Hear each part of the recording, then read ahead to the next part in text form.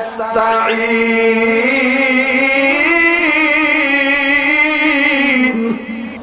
আল্লাহ আমি তোমার গোলাম, আমি তোমার বান্দা, তোমার ইবাদত করি গো আল্লাহ, তোমার কাছে সাহায্য চাই। জানি না কতদিন ঈমান ঠিক রাখতে পারবো গো আল্লাহ। এই দুষ্ট যুবতী থেকে তুমি আমাকে ফিরাও।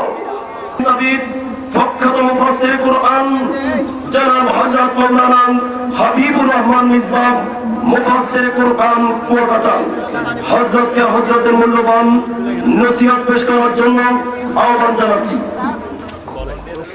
আসসালামু আলাইকুম ওয়া রাহমাতুল্লাহি ওয়া বারাকাতুহু। ইখলাসের সাথে আমলের নিয়তে হিদায়াতের উদ্দেশ্যে নির্ধারিত সময়ের মধ্যে কিছু কথা বলা ও শোনার মতো তৌফিক যেন আল্লাহ রাব্বুল আলামিন আমাদের সকলকে দান করেন। সকলে বলুন আমিন। আলহামদুলিল্লাহ আলহামদুলিল্লাহি ওয়া কাফা ওয়া সালামুন আলা ইবাদিহিল্লাযীনা ইসতাফা। أما بعد فأعوذ بالله من الشيطان الرجيم. بسم الله الرحمن الرحيم.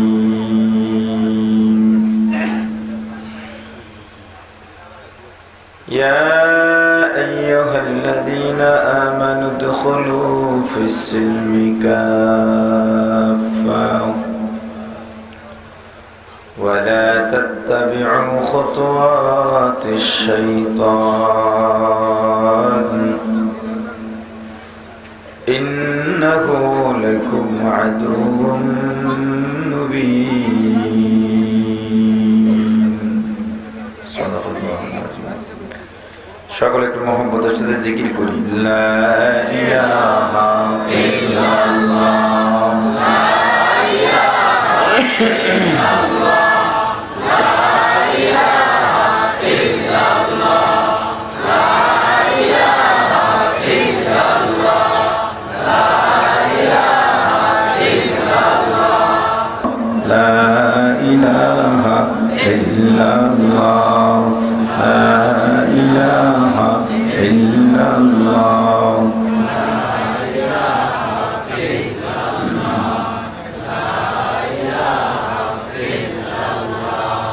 লা ইলাহা ইল্লাল্লাহ মুহাম্মাদুর রাসূলুল্লাহ। এই ওয়াজ ও দোয়ার মাহফিলের সমাপনী অধিবেশনের মুহতারাম সভাপতি মুআজ্জাজ মুকাররম হযরত উলামায়ে কিরাম, দূর দূরান্ত থেকে আগত ইসলাম প্রিয়, দিন প্রিয়, মর্দে মুজাহিদ, আল্লাহ রাব্বুল আলামিনের আশিকিন জাকিরিন মুসলমান ভাইরা, কলিজার টুকরা সমবয়সী যুবক ও ছাত্র বন্ধুগণ, পর্দানিশী মা ও বোনেরা, আল্লাহ তাআলার দরবারে লক্ষ কোটি শুকর ও সুজুদ। যেই মহান রব্বুল আলামিন আমাদেরকে হায়াতে তৈয়বা দান করে দুনিয়ার জান্নাতের বাগান কোরআন হাদিসের এই মুবারক মজলিসে আসা ও বসার মতো তৌফিক দান করেছেন, আলোচনা শোনার মতো সুযোগ করে দিয়েছেন, এজন্য সকলের শুকর আদায় করি আলহামদুলিল্লাহ।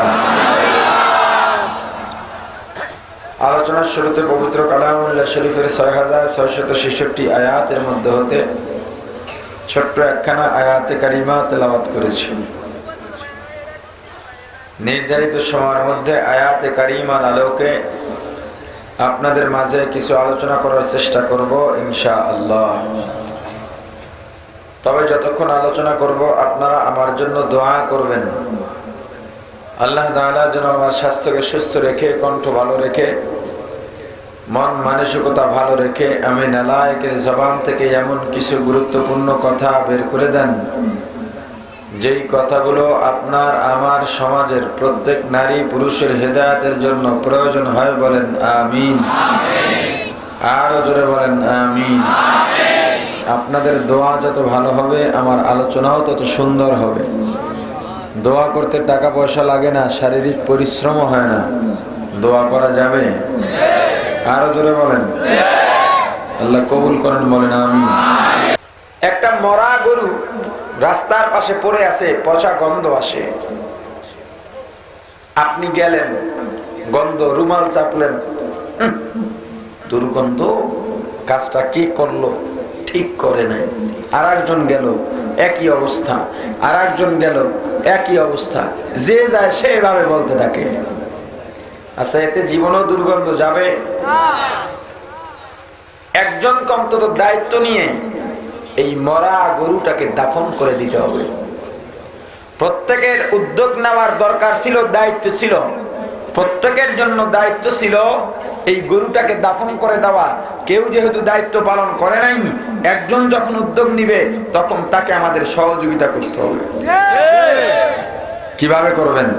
কোদালটা আগায়া দিতে হবে, মাটিটা কেটে দিতে হবে, মাটি কাটার সময় মাটি ধরে একটু হরকত করতে হবে, পানি এনে দিতে হবে হাত ধোয়ার জন্য, সাবান এনে দিতে হবে, হাত মোছার জন্য একটু গামছা এনে দিতে হবে, এই সহযোগিতা করতে হবে। দায়িত্বটা আমারই ছিল, কিন্তু আমি দায়িত্বটা পালন করি নাই। আর একজনে যেহেতু করতেছে, তাকে আমার সহযোগিতা করতে হবে। কিন্তু আমাদের সমাজের অবস্থা এমন হয়ে গেছে, নিজেও পালন করি না, আর একজনে পালন করতে চাইলে তাকেও বাধা সৃষ্টি করি। স্বঘোষিত মুরতাদ লতিফ সিদ্দিকী নবীজিকে নিয়ে অবমাননাকর মন্তব্য করেছে। হজ নিয়ে, তাবলিগ জামাত নিয়ে যখন মন্তব্য করলো, কটূক্তি করলো। আপনি একজন হাজী সাহেব, কয়েকবার বাইতুল্লাহ জিয়ারত করেছেন, চোখের দুই কোণায় সবসময় পানি জমা থাকে, জাহান্নামের ভয়ে কাঁদেন। খবরটা যখন আপনি শুনলেন বা পেপারে পড়লেন, আফসোস, দৌড় মারছেন মসজিদের মধ্যে। ইমাম সাহেব, হুজুর, এই লোকটা এই যে কামটা করলো ঠিক করছে? কয় না, ঠিক করে না। আফসোস, একজন মুসলমান হইয়া কিভাবে এরকম মন্তব্য করলো। চলেন হুজুর, নামাজের টাইম হয়েছে। নামাজ পড়লো, নামাজের পরে নফল আদায় করলো, বাজারে চলে গেল, চায়ের দোকানে বসলো। এই আব্দুল করিম, চায়ের দোকানদার, তুমি বলো তো, এই কাজটা যে লতিফ সিদ্দিকী করলো, কথা বললো, কাজটা ঠিক করছে? চায়ের দোকান বলে না, ঠিক করে নাই। দেখছো, তুমি একজন সাধারণ চায়ের দোকান হয়ে বিষয়টা বুঝতে পারলা, আর সে একজন মন্ত্রী হয়ে বুঝতে পারলো না। তাকে মন্ত্রিত্ব দিল কে?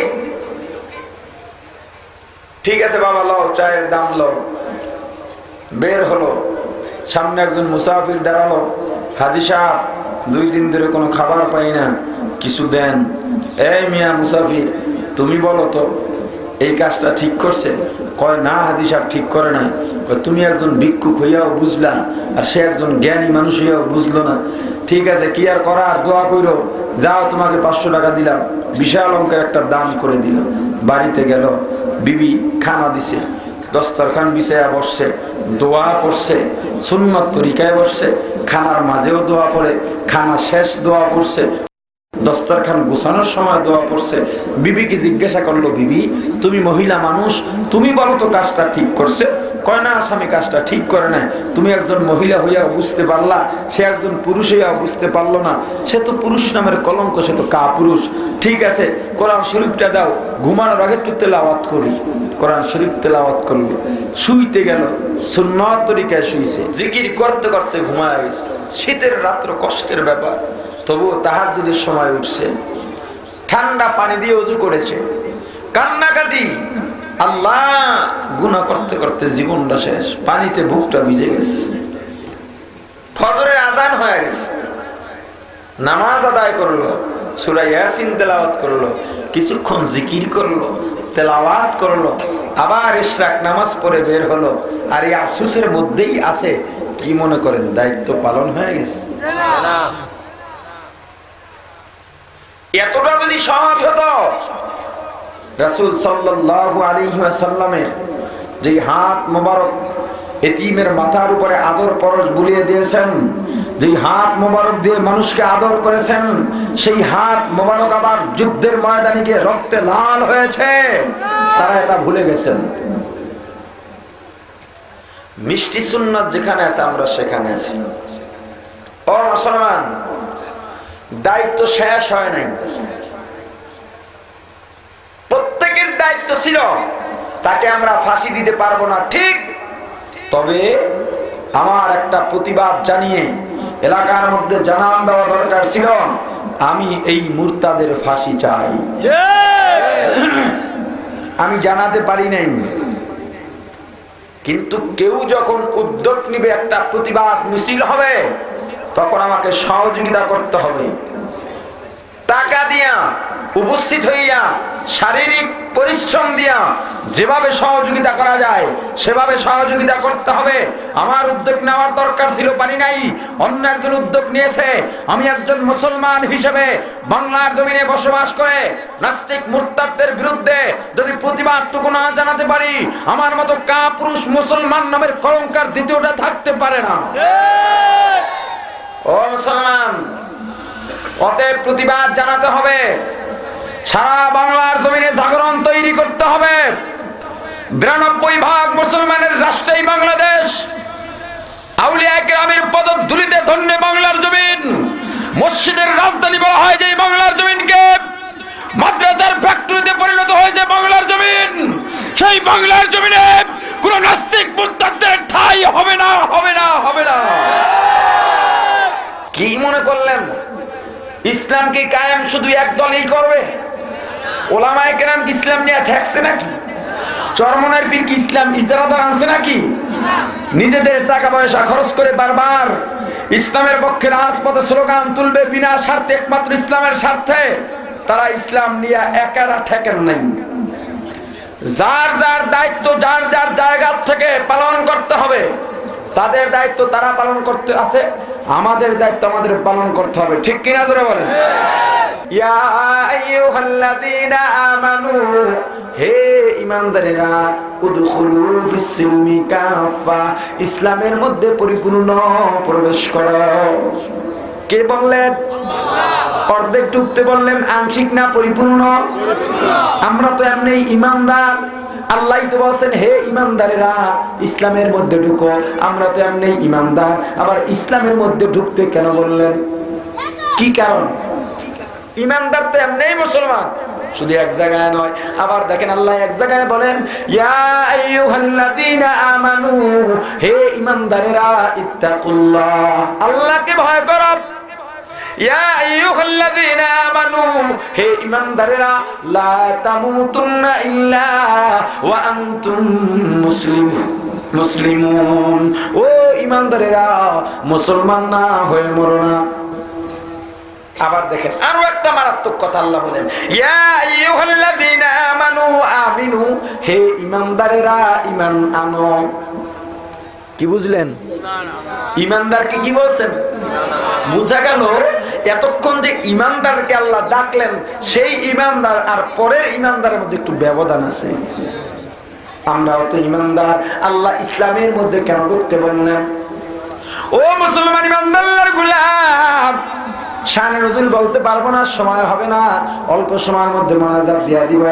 আল্লাহ রাব্বুল আলামিন ডাক দিয়ে বললেন, ইসলামের মধ্যে পরিপূর্ণ ঢোকো। কেন বললেন? ও মুসলমান ঈমানদার, কোন একটা আমলের নাম ইসলাম নয়। ইসলামের মধ্যে যা যা আছে সব মিলে নাম হলো ইসলাম, ঠিক কিনা জোরে বলেন? যেমন ও মুসলমান আল্লাহর গোলাম, ঈমানদার হইয়া জান্নাতে যাওয়া যাবে না, মুসলমান হলেই জান্নাত। অবাক লাগতে পারে, ঈমানদার কখনো জান্নাতে যাবে না, মুসলমান যদি না হয় জান্নাতে যাওয়া সম্ভব নয়। কারণ ঈমান আর ইসলামের মধ্যে একটা পার্থক্য আছে, আছে না নাই জোরে বলেন? ঈমান বিশ্বাস করার নাম ঈমান, মাথার মধ্যে টুপি দেওয়া, এই টুপি দেওয়া লাগবে সুন্নাত, এটা আপনি বিশ্বাস করলেন, টুপির ঈমানদার হয়ে গেলেন। তবে যদি জান্নাত পাইতে চান, ঈমান টুপির ঈমানদার হলে হবে না, টুপিটা মাথায় দিয়া টুপির মুসলমান হওয়া লাগবে।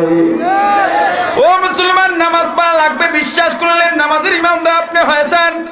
কিন্তু জান্নাত যদি পাইতে চান, নামাজ আদায় করে নামাজের মুসলমান হওয়া লাগবে।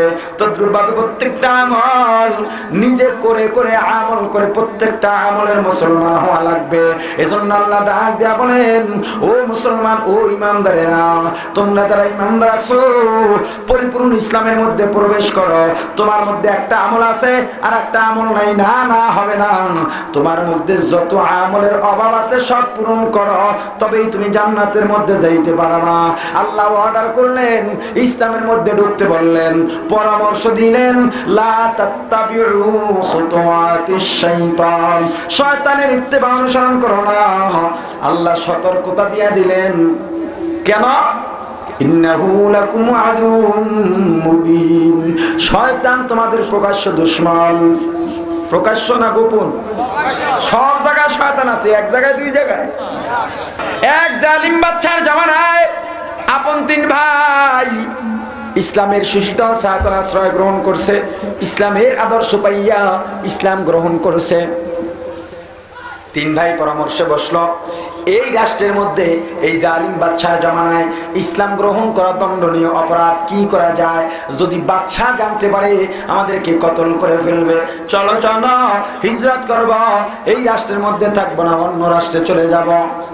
সিদ্ধান্ত অনুযায়ী তিন ভাই রওনা হয়, জঙ্গলের পথ দিয়া যায়। গোয়েন্দাদের মাধ্যমে বাচ্চা খবর পাইয়া সৈন্যবাহিনী পাঠাইয়া তিন ভাইকে গ্রেফতার করে রাজ দরবারে উপস্থিত করানো হয়। হাজার হাজার মানুষ জমায়েত করানো হয়। তিন ভাইকে ডাক দিল, ও ভাইরা, এই রাষ্ট্রের মধ্যে ইসলাম কবুল করা যে দণ্ডনীয় অপরাধ, তা কি তোমরা জানো না?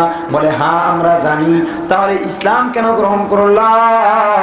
তিন ভাই ডাক দেয়া বলে, জালিম বাদশাহ, ইসলামের মধ্যে যে কত মজা, উত্তর তো এমনি দেওয়া সম্ভব নয়। তুমিও ইসলাম গ্রহণ করো, তবেই বুঝতে পারবা কত মজা। বাদশার মেজাজ গরম হয়ে গেছে, এত বড় সাহস, অন্যায় করে আবার আমাকে অন্যায় করতে বলতেছে। ও বেনামাজি ভাই গো, নামাজের মধ্যে দাঁড়াইয়া আল্লাহর কুদরতি কদমে কপালটা লাগাইয়া যে কত মজা পাওয়া যায়, তুমি নামাজ না পড়ে বুঝবা না। নামাজের মধ্যে দাঁড়াইলেই বুঝবা কতটা মজা পাওয়া যায়। ও মির্জাদার, এত রৌদ্রে গরমের মধ্যে, এত বড় দিনের মধ্যে রোজা রেখে ইফতারি করার মধ্যে যে কতটা মজা, তুমি রোজা না রেখে বুঝবা না, রোজা রাখো তবেই বুঝবা কতটা মজা পাওয়া যায়। বাদশার মেজাজ গরম হয়ে গেছে, ডাক দিয়া বলল, ও তিন ভাই, এর পরিণতি কি হবে জানো? বলে, হ্যাঁ জানি। যত করুণ পরিণত হোক না কেন, আমরা ইসলাম থেকে এক কদমও পিছু হটব না। বাচ্চা ডাক দিল, জল্লাদকে বলল, জল্লাদ, তৈল আনো, যেই তৈল আগুন পাইলে বেশি উত্তপ্ত হয়, এমন একটা পাত্রের মধ্যে গরম করো, যেই পাত্র আগুন পাইলে উত্তল হয়ে যায়, এমন লাকড়ি আনো, যেই লাকড়ির মধ্যে আগুন জ্বালাইলে আগুনের তাপ বেশি হয়। জল্লাদ হুকুম পাইয়া তৈলের পাত্র লাকড়ি জোগাড় করে আগুন জ্বালাইয়া তৈল ফুটানো শুরু করে। বাচ্চা উপস্থিত জনগণকে ডাক দিয়া বলছে, দেখো, শিক্ষা গ্রহণ করো, তোমরা যদি ইসলাম কবুল করো তোমাদেরও এই পরিণতি হবে। তৈল যখন টকবক টকবক করে ফোটা শুরু হয়, বাচ্চা ডাক দেয়া বললো, তাড়াতাড়ি ইসলাম ত্যাগ করো, না হয় তৈলের মধ্যে ফেলানো হবে। তিন ভাই ডাক দেয়া বললো, ও জালিম বাদশাহ, তৈলের মধ্যে যদি ফালাও, তাড়াতাড়ি ফালাও, আমরাও সেখানে যাইতে চাই। তোমার দে মুসলমান হো, তোমার দে মুসলমান, তোমার দে মুসলমান হো, তোমার দে মুসলমান, एक हाथ में तलवार, एक हाथ में कुरान, एक हाथ में तलवार, एक हाथ में कुरान। मुसलमानी बुआद गर्दन खादर, एनाने खुद बदस्ते खाजादादार। मुसलमान हওয়ার মতো হও। কেমনে মুসলমান হইবা জানো? ও মুসলমান, যখন ঘোড়ার মুখের মধ্যে লাগাম লাগাইয়া মালিকের হাতের মধ্যে রশি ধরা থাকে, ওই ঘোড়া ডাক দিয়া বলে, মালিক, আমার মুখের মধ্যে যেহেতু লাগাম লাগানো হয়েছে, এখন আমার গতিপথের স্বাধীনতা আমার কাছে নাই। যখন তুমি ডাইনে টানবা ডাইনে যাব, বামে টানবা বামে যাব, সামনে যাইতে বলবা সামনে যাব, দাঁড়াইতে বললে দাঁড়াবো। আমার কোনো স্বাধীনতা নাই।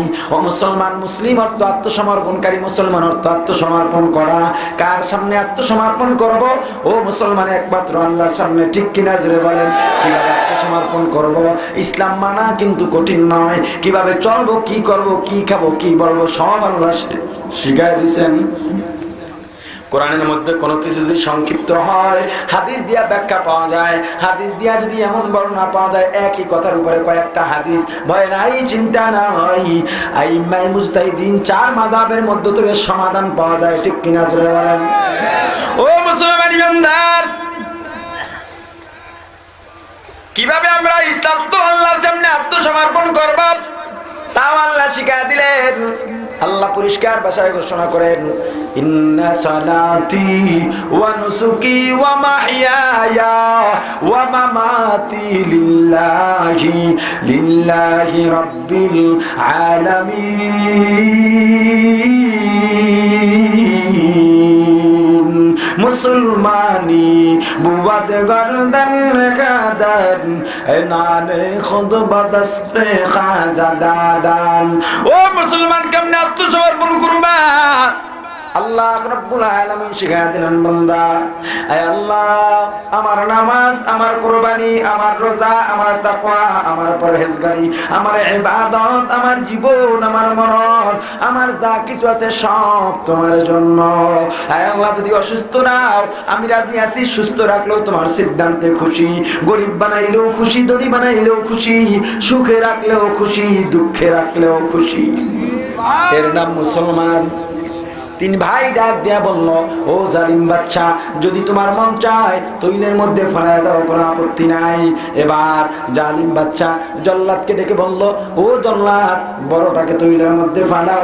যখন বড় ভাইকে তৈলের মধ্যে ফালানো হয়, সঙ্গে সঙ্গে আর পানি তৈলের মধ্যে পড়ে গোস্ত হাড্ডি পর্যন্ত মিলে যায়, কোনো নমুনা নাই।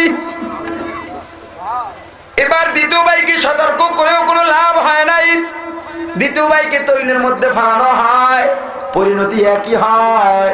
তৈলের মধ্যে পড়ার সঙ্গে সঙ্গে গোস্ত হাড্ডি তৈলের সাথে মিশে যায়, কোনো নমুনা নাই। কিন্তু ছোট ভাই তৈলের দিকে তাকাইয়া তাকাইয়া 2 ফোঁটা চোখে 2 চোখের পানি ছেড়ে কান্দে।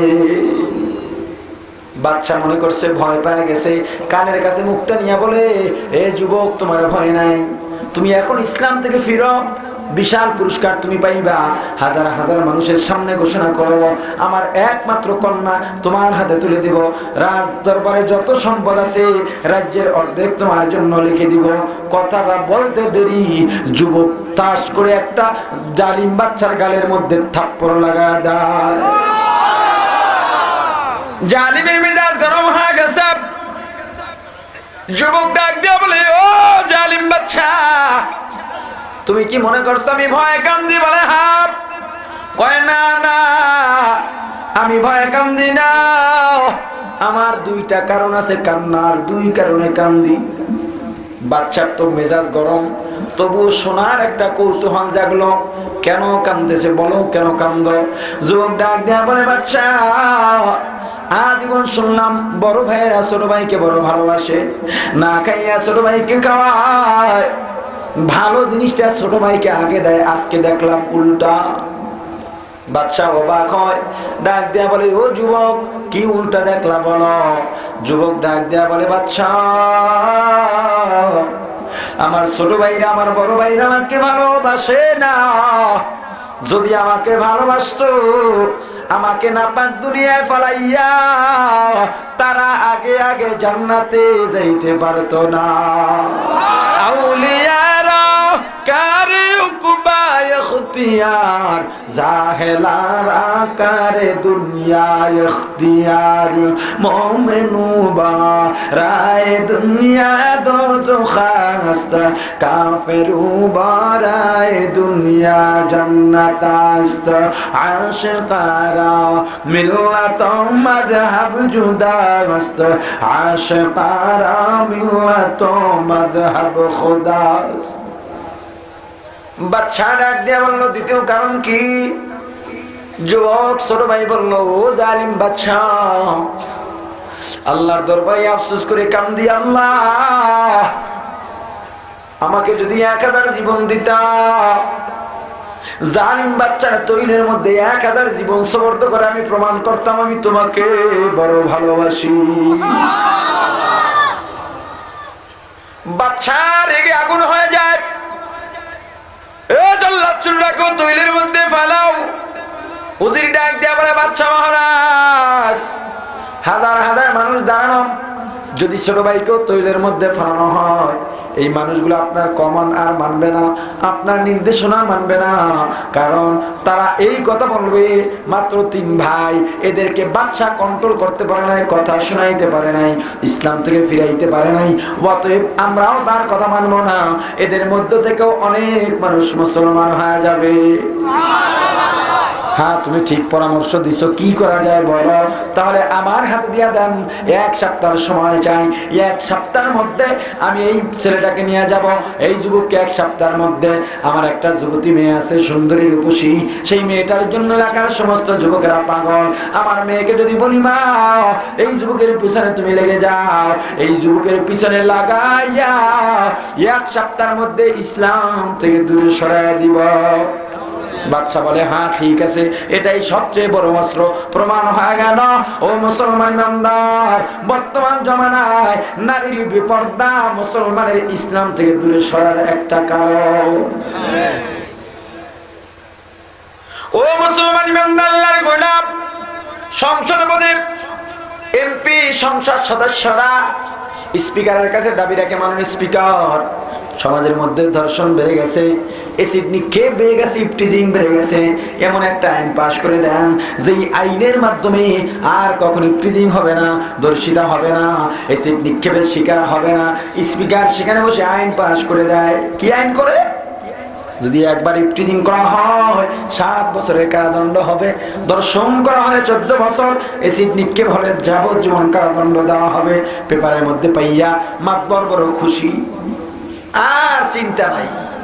চট্টগ্রাম থেকে বিআই, ঢাকার বিআই কাছে ফোন করছে, বিআই আগামীকালকে তোমার বাড়িতে আসবো, আজকে রাত্রে গাড়ি তুলবো, আগামীকালকে তোমার বাসায় পুষবো।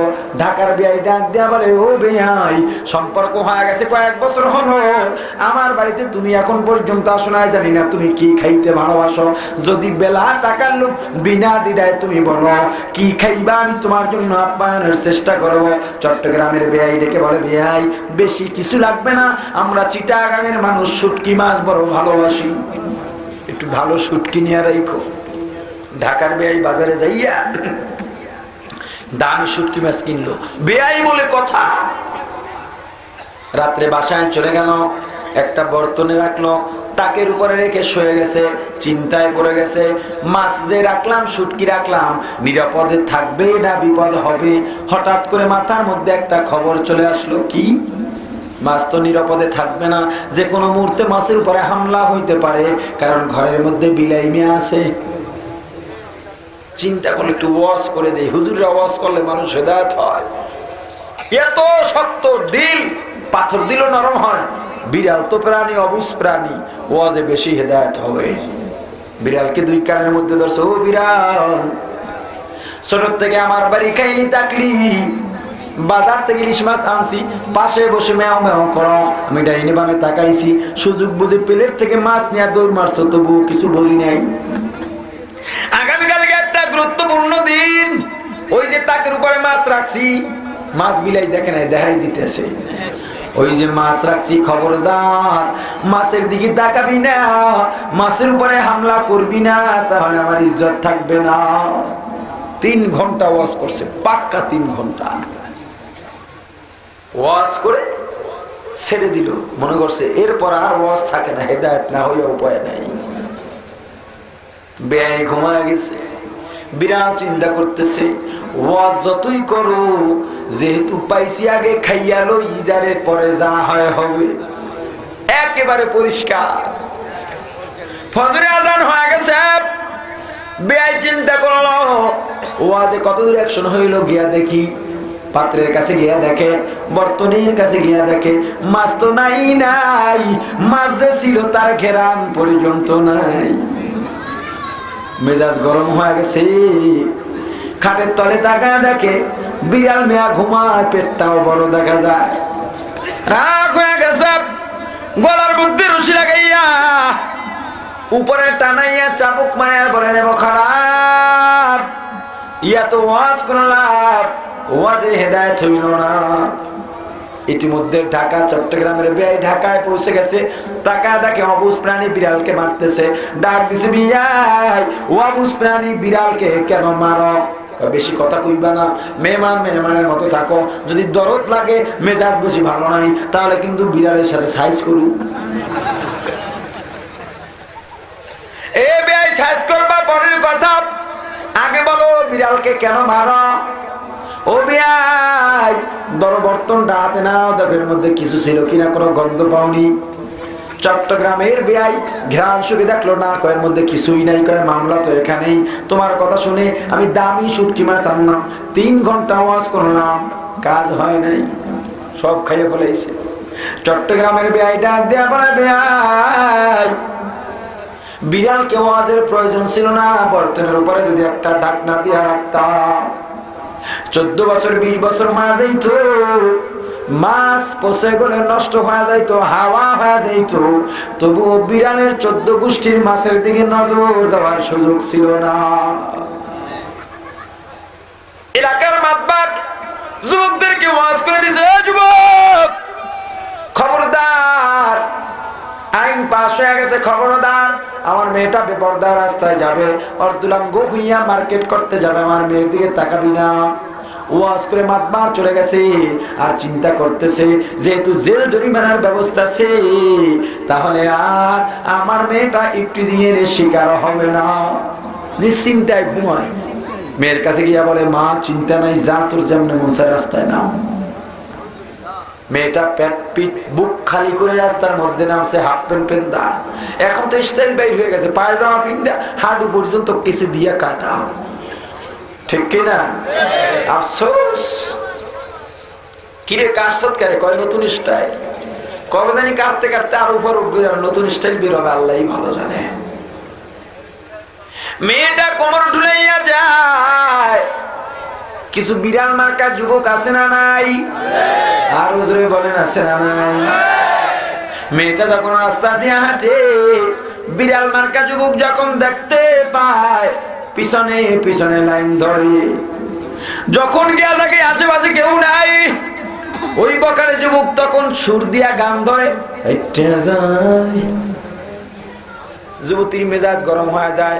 বাড়িতে গিয়া বলে, বাবা তোমার সোনার ছেলেরা যারা যাত্রা করার সময় তুমি টাকা পয়সা দিতা, সেই ছেলেরা আজকে আমার সাথে ইফটিজিং করেছে। কয় তাই নাকি? কয় হ্যাঁ। পুলিশ ডাকলো, যুবকদেরকে ধরাইয়া বাড়িতে পুলিশ জেলখানায় নিয়ে যায়। ইমাম সাহেব রাস্তায় দাঁড়ানো, নামাজ পড়বে, ওযু করবে, মেসওয়াক করতেছে। ও মাতবার সাহেব, এলাকার যুবকদের ধরে আপনি কোথায় নিয়ে যান? কয় হুজুর, আপনি হুজুর মানুষ, ইমামের মতো থাকেন, এরপরে যদি বেশি ভেজাল করেন আপনারও কিন্তু ঢুকাই দিব। হুজুররা কি কোনো ডাক দিতে পারে? হুজুর জঙ্গি মামলায় দিব। কিন্তু ইমাম সাহেব ডাক দেয়া বলে, মাতবার জঙ্গি মামলায় দাও, আর যা করো তবে বলো কেন নাও। ইমাম মাতবার ডাক দেয়া বলে, ইমাম সাহেব পেপার পত্রিকা কি পড়েন না? খবর কি রাখেন না? জেল জরিমানা হওয়ার পরেও আমার মেয়ে যাদের একটু টিজিং করছে, ইমাম সাহেব ডাক দেয়া বলে, মাতবার যত আইন পাস হোক না কেন, ইফটিজিং বন্ধ হবে না, দর্শন বন্ধ হবে না, এসিড নিক্ষেপ বন্ধ হবে না। কোরআনের আইন মেনে কোন আইন দিয়া লাভ হবে না। কোরআনের আইন মেনে কোরআনের তালে তাল মিলাইয়া নারীদের যদি পর্দা করা হয়, 80 বছর হয়ে যাবে, বিবাহ হবে না, তবুও মহিলার দিকে কোনো পুরুষ নজর দিতে পারবে না। নারীদের পর্দায় থাকা লাগবে কিনা? আজকে সমাজের মানুষ যে বেশি বিপদগামী হয়, অনেকগুলো কারণ আছে। তার মধ্যে প্রধান 2টা কারণ, একটা হলো বেপর্দা, 2 নাম্বার হলো ঘরের মধ্যে টিভি। ঠিক কিনা বলেন? ছেলে মেয়ে ভাই বোন সবাই বসে এক জায়গায় বসে যখন অর্ধনাঙ্গ ছেলে মেয়ের নাচ গান দেখতে থাকে, চুম্বন দেখতে থাকে, তখন ভাই বোনের মধ্যে থেকে লজ্জার পর্দা উঠে যায়, মা ছেলের মধ্যে লজ্জার পর্দা উঠে যায়, বাবা মেয়ের মধ্যে থেকে লজ্জার পর্দা উঠে যায়। ও মুসলমান ইমানদার গোলাম, এজন্য বর্তমানে পেপার পত্রিকায় বেশিরভাগ দেখবেন, এখন তো আগে হইতো সমবয়সী দর্শিতা, এখন 80 বছরের বুড়ি দর্শিতা হয়। আস্তাগফিরুল্লাহ, নাউযুবিল্লাহ। ভাই দ্বারা বোন, বাবা দ্বারা মেয়ে দর্শিতা হয়। কোন দেশে আছো গো মুসলমান? ইসলাম যদি মানো, ইসলামের মধ্যে পরিপূর্ণ প্রবেশ করলে এত কিছু হবে না। ইসলামের চেয়ে শান্তির ধর্ম আর কিছুই নাই। উজির নিয়ে গেল, সময় কয়দিন মনে নাই? কয়দিন? 7 দিন চলে গেছে, কাজ হয় না। বাদশা অধীর আগ্রহে বসে আছে। উজির মুখটা বেজার করে বাদশার সামনে চলে গেল। চেহারা দেখে বাদশা কয়, কি ব্যাপার? থতমা এমন কুত্তর মতো দেখা যায়। বাদশা মহারাজ, পারি নাই, আরো 1 মাসের সময় চাই। আরে 1 মাস কেন? যাদের ঈমান মজবুত 1000 বছর সময় চাইলেও তাদের ঈমান নষ্ট করা যাবে না। 1 মাস সময় নিয়ে ওই দুষ্ট যুবকের পিছনে দাঁড়ায়। ও যুবক, কেমন যুবক হইছো শোনো, এক যুবকের গল্প শোনো। 29 দিন হয়ে গেছে, আগের কয়দিন? এখানে কয়দিন? কয়দিন হলো? 36 দিন হয়ে গেছে, আর মাত্র 1 দিন বাকি আছে। যুবক রাত্রি নামাজের মধ্যে দাঁড়াইয়া চোখের পানি ছেড়ে আল্লাহর দরবারে কান্দার ফরিয়াদ করে, আলহামদুলিল্লাহি রাব্বিল আলামিন আর রহমানির রহিম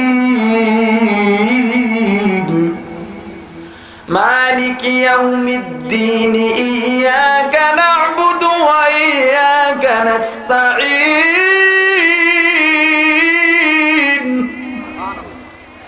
আল্লাহর দরবারে যুবক চোখের পানি ছেড়ে কান্দে আর ডাক দেয়া বলে, আল্লাহ সমস্ত প্রশংসা তোমার জন্য, সেই আল্লাহর জন্য যিনি সমগ্র জগতের প্রতিপালক। আল্লাহ তোমার নাম রহমান রহিম, তুমি কিয়ামতের মালিক গো আল্লাহ। ইয়্যাকা না'বুদু ওয়া ইয়্যাকা নাস্তাঈন।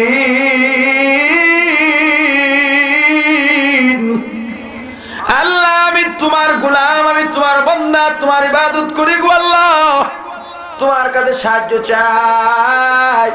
জানি না কতদিন ঈমান ঠিক রাখতে পারবো গো আল্লাহ। এই দুষ্ট যুবতী থেকে তুমি আমাকে ফিরাও। আল্লাহর দরবারে ফরিয়াদ করতেছে। ফরিয়াদ শেষ হয়ে গেছে, নামাজ শেষ হয়ে গেছে। পিছন থেকে দৈনিকের মতো আজকেও যুবতী ডাক দেয়, ও যুবক একটু ফিরে তাকাও। না না, আমি তোমাকে অপকর্মের জন্য ডাকি না, একটা কথা জানতে চাই।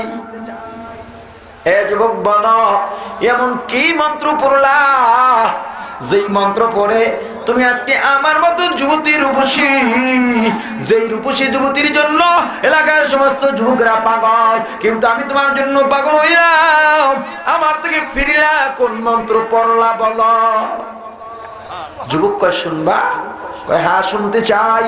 যুবক ডাক দেয়া বলে, এমন একটা মন্ত্র আছে যেই মন্ত্র কোন মানুষ পড়লে জীবনে তার দ্বারা কোনোদিন অন্যায় করা সম্ভব না। যুবতী ডাক দেয়া বলে, তাড়াতাড়ি মন্ত্র শিখাও, আমিও সেই মন্ত্র পড়তে চাই। আমিও আর বাবার ধর্মে থাকতে চাই না, যেই ধর্মের মধ্যে বাবা মেয়েকে অপকর্মের জন্য পাঠায়, সম্পদের লোভে, ক্ষমতার লোভে যেই বাবা মেয়েকে অপকর্মের জন্য পাঠায়, ওই বাবার ধর্মে থাকতে চাই না। তোমার কোন মন্ত্র আছে, মন্ত্র পড়াইয়া তোমার ধর্মের মধ্যে শামিল করে আমাকেও ধন্যী বানাও। যুবক ডাক দেয়া বলল, তাহলে পড়ো, আশহাদু আল্লা ইলাহা ইল্লাল্লাহু ওয়া আশহাদু আন্না মুহাম্মাদান আবদুহু ওয়া রাসূলুহু। মুসলমান হয়ে গেছে। যুবতী ডাক দেয়া বলল, ভাই আগামীকালকে আমার বাবা আমার কাছে জিজ্ঞাসা করবে রিপোর্টের কথা। যেহেতু আমি মন্ত্র পড়লাম, আমার মনের মধ্যে একটা বিশ্বাস হয়ে গেছে আগামীকালকে আমি আর মিথ্যা বলতে পারবো না, কারণ মন্ত্র আমাকে মিথ্যা থেকে সত্যবাদী বানায় দিছে। কালেমার পাওয়ার আছে না নাই? আরো জোরে বলেন। এই কালেমার বিরুদ্ধে যদি কেউ কিছু বলে তখন কোন দল থাকবে না, সবাই এক হবেন? জোরে বলেন। গত 1 মাস আগে গাজীপুর, ভাওয়াল, মির্জাপুর, তালহা এলাকায় বর্তমান যুগের সবচেয়ে ভয়ঙ্কর এবং বিপজ্জনক বাতিল ফিরকা তথা কথিত আহলে হাদিসরা মসজিদ থেকে নবীজির নাম, কালেমা থেকে নবীজির নাম কেটে দিয়েছে। তারা ফতোয়া দিয়েছে লা ইলাহা ইল্লাল্লাহু মুহাম্মাদুর রাসূলুল্লাহ, এই কালেমা যারা পড়বে তারা মুশরিক হয়ে যাবে। বসে থাকার সময় আছে? আমাদের ইমাম সাহেবরা প্রতিবাদ করেছেন, ফলে লামাযাবি তথা কথিত আহলে হাদিসের সন্ত্রাসীরা আমাদের 7 জন ইমামের উপরে অতর্কিত হামলা চালিয়ে 7 জনকে আহত করেছে, 1 জন এখনো হাসপাতালে। লা ইলাহা ইল্লাল্লাহু মুহাম্মাদুর রাসূলুল্লাহ কোন দলের প্রতীক নয়, কোন দলের স্লোগান নয়। প্রত্যেকটা মুসলমানের হৃদয় স্পন্দন আমাদের কালেমা, যে কালেমার উপরে ঈমান মবনি। কোন বেদিন যদি ইসলাম গ্রহণ করতে চাই কালেমা দিয়ে প্রবেশ করতে হবে। সেই কালেমার বিরুদ্ধে তারা উঠে পড়ে লেগেছে। মুসলমান ঘুমিয়ে থাকার সময় নয়, তারা কৌশলে প্রত্যেকটা এলাকায় ঢুকবে, আমাদের ঈমান ধ্বংস করবে। অতএব আওয়ামী লীগ বুঝি না, বিএনপি বুঝি না, তাবলীগ বুঝি না, চরমনাই বুঝি না, মুসলমান যদি হই এই কালেমা আমাদের সম্পদ, কালেমা আমাদের দামি সম্পদ। অতএব কালেমার বিরুদ্ধে যারা বলবে আমরা তাদেরকে প্রতিহত করব ইনশাআল্লাহ। আপনার সন্তান 5-6 বছর বয়স হয়, আপনি যেই দলেরই হন, আপনার সন্তানকে সবার আগে কি শিখান? কালিমা তাইয়্যিবা, লা ইলাহা ইল্লাল্লাহু মুহাম্মাদুর রাসূলুল্লাহ। যুবতী মুসলমান হয়ে গেছে, ডাক দিয়া বলছে মিথ্যা বলতে পারবো না, চলো এই এলাকা ছেড়ে আমরা পালিয়ে যাব। সিদ্ধান্ত হয়ে যায়, যুবতী এবং যুবক রওনা হয়। হাঁটতে হাঁটতে হাঁটতে হাঁটতে এমন একটা জঙ্গলের মধ্যে পড়লো, যেই জঙ্গলের আশেপাশে কোনো টাটুর শব্দ নাই, লোকালয়ের কোনো শব্দ নাই, কোনো কোলাহল নাই। মনে করলো আমরা বুঝি মুক্ত হয়ে গেলাম, আর ভয় নাই, চিন্তা নাই, আমাদেরকে কেউ পাবে না। হঠাৎ করে ঘোড়ার পায়ের আওয়াজ পায়, দুজন ভয় ভীত সন্ত্রস্ত হয়ে যায়, ভয় কাঁপতেছে আর বলতেছে মনে হয় বাদশা খবর পেয়ে গেছে, আমাদেরকে গ্রেফতার করার জন্য আবার সৈন্যবাহিনী পাঠাইছে। কিন্তু না না, তাকায় তাকে 2টা ঘোড়ার উপরে 2 জন যুবক, সাদা পোশাক পরিহিত 2 জন যুবক সামনে এসে দাঁড়াইলো, সালাম দিল, আসসালামু আলাইকুম ওয়া রাহমাতুল্লাহি ওয়া বারাকাতুহু। যুবক সালামের উত্তর দিল। ঘোড়ার পিঠের সাওয়ারি ডাক দিয়া বলল, ও যুবক, তুমি কি আমাদেরকে চিনতে পারো নাই? বলে না, চিনতে পারি নাই। 2 ভাই ডাক দিয়া বললো, ওই সাওয়ারি ডাক দিয়া বললো, ও ছোট ভাই, তুমি আমাদেরকে কেন চিনতে পারলা না? আমরা তো তোমার সেই 2 ভাই। ও যুবক ছোট ভাই, আমরা তো তোমার সেই 2 ভাই, যেই 2 ভাইকে জালিম বাদশা তৈলের মধ্যে ফালাইয়া আগুনের মধ্যে পোড়াইয়া নেস্তনাবুদ করেছিল। ও ছোট ভাই, চলো চলো, তোমাদের উপরে আল্লাহ খুশি হয়ে গেছে।